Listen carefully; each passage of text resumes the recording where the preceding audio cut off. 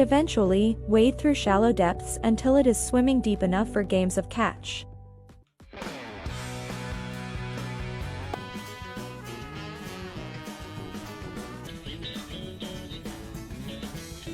This behavior is called petting aggression and is most common. Don't do it. Time to go to sleep, okay, buddy?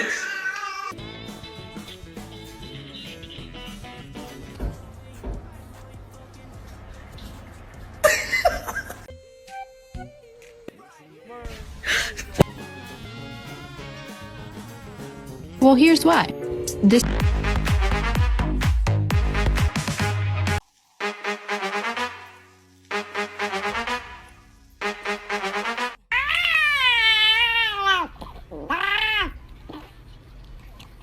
When T-Dog